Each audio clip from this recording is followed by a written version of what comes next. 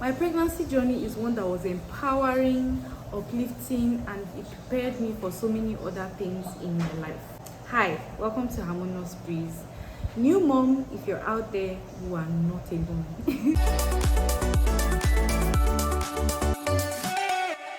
This is my son Jotam, 7 months old. It started in November 2023 when I was in Port Harcourt with my husband, and we had just started to notice that I was eating a lot. Like I just kept eating and eating and eating, and I was adding so much weight. I was gaining so much weight, and it was a cause for concern. So my husband actually mentioned having a pregnancy test, and at first I was like, why do I have to do a pregnancy test? Like, it's not like I'm pregnant or anything. So fast forward some months later, I had severe nausea and fever. My temperature was always very high. My temperature was so high, and I couldn't focus on anything. I was always having, chills and hotness. By this time, we had already figured out that I was pregnant, and yeah, I started to lose weight because I was no longer having my normal appetite. I would throw up the very first thing in the morning, whether or not I had anything in my stomach. I would throw up, and I lost so much weight until my second trimester. So for my second trimester, the things that I noticed was my bump finally started to show, and I was still not able to eat as much as I wanted to, but I was managing. For months my kitchen was locked. I had my husband doing all the cooking. I couldn't stand the smell of food. I couldn't stand the smell of air freshener, and it was ironic because I had just bought in this humidifier, and I think months before we found out I was pregnant, and I had to go and hide it somewhere because the smell was so strong and it triggered the nausea. So when I started to look for, because the healthcare system that I was privy to was a unique one where they didn't do antenatal. So I had to look for somewhere to do my antenatal, and I came across a very, very beautiful community of women who support each other, who love each other. If you want me to put down the handle of the antenatal page, you can comment down below interested, and I will send you the handle of the antenatal and all the details that you need for antenatal. Anyway, I joined this beautiful community, and let's just say that it was not antenatal. It wasn't usual antenatal. I literally had a book, a note. I was taking classes. I found myself taking classes back to back. So I was given in-depth knowledge of pregnancy. It was nothing like I had ever seen before. It was online on Telegram, but it was like I was in a school for pregnancy. So I was able to understand why a lot of things were happening in my body, what to look out for, the danger signs to look out for, how to monitor my pregnancy, my blood pressure, and so many other things, how to eat, how to take my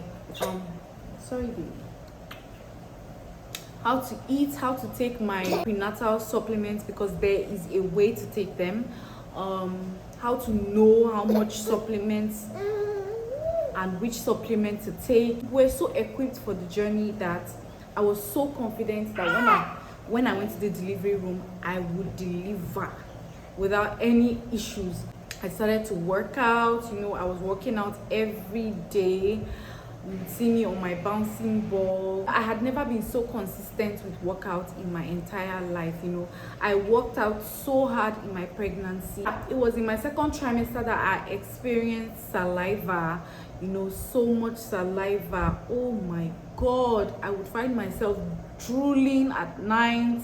I had a bucket where I just had to spit into whenever I felt like the saliva had to go. I couldn't just swallow my saliva, and I think it was because the salivary gland was producing more saliva than normal, so a lot of it was just coming out, and I would find myself with saliva drooling out of my face. Imagine with a bump and trying to sleep in a recommended way, and also having to move out of that position every time because you had to spit out saliva. It was I kept asking God, is this how we're going to be all through this pregnancy? But as God will have it, the saliva stopped, and then a new one came, which was the swollen feet and the swollen hands, the classics. Oh my God. Because I was very much exposed in my journey, I was very informed in my journey.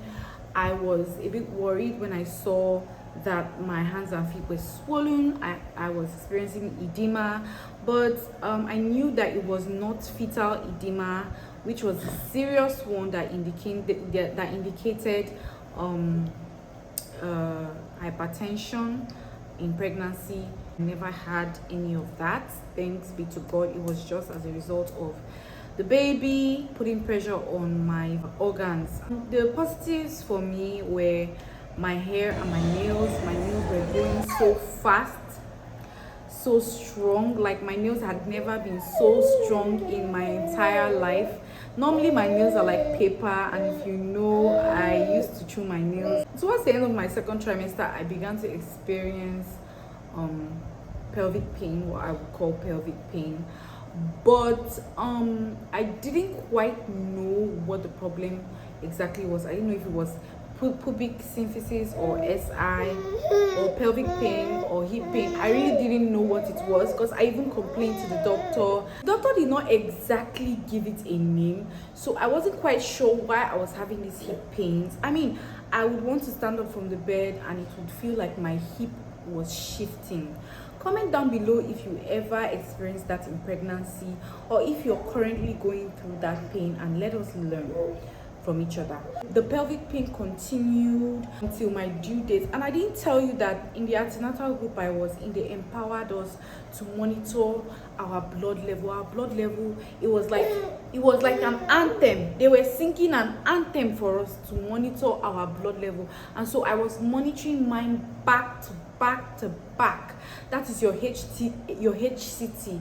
I also had to boost it, you know. I was taking ugu juice, I was taking it with anything that had vitamin C, you know, eating greens, you know. I was eating more greens, eating more protein. My supplements, I was on high with those things.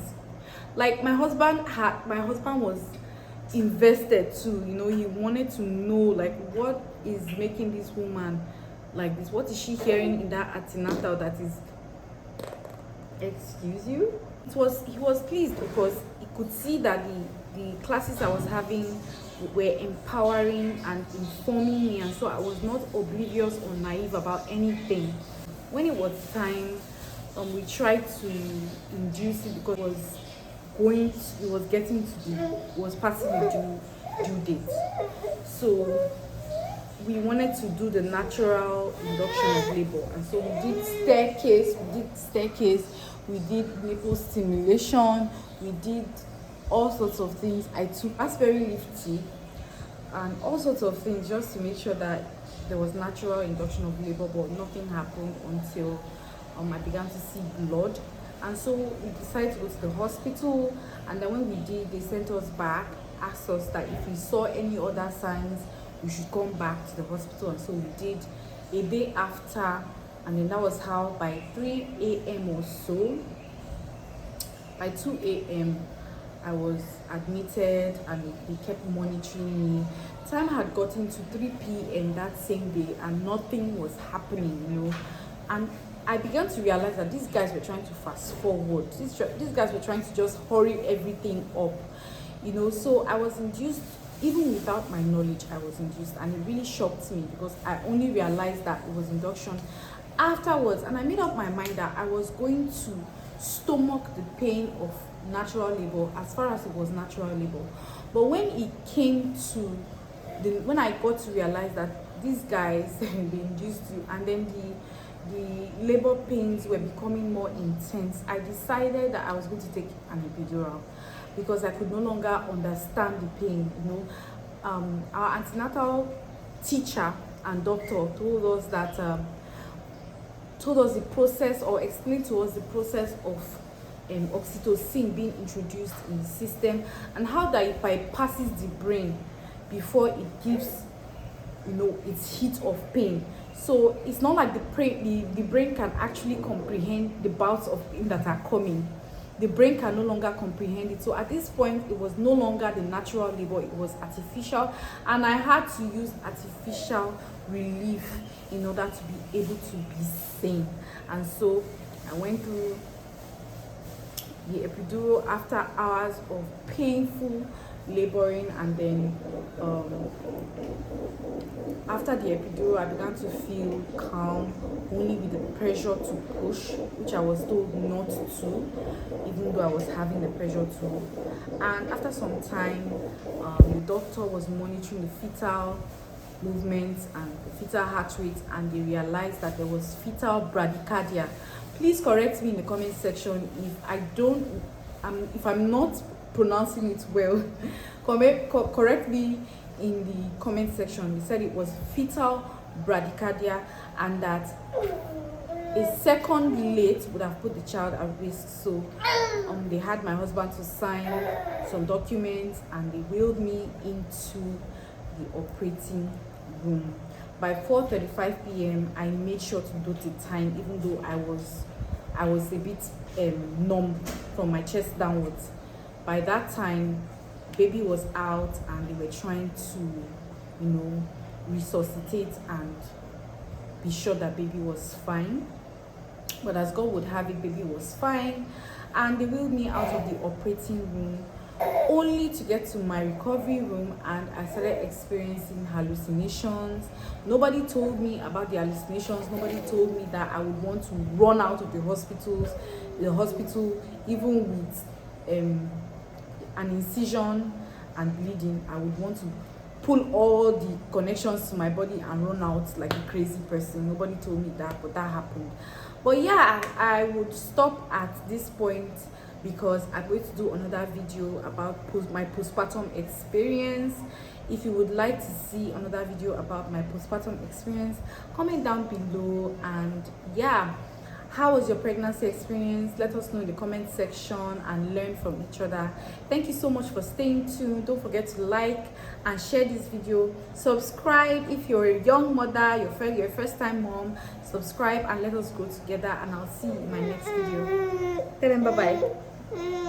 Bye.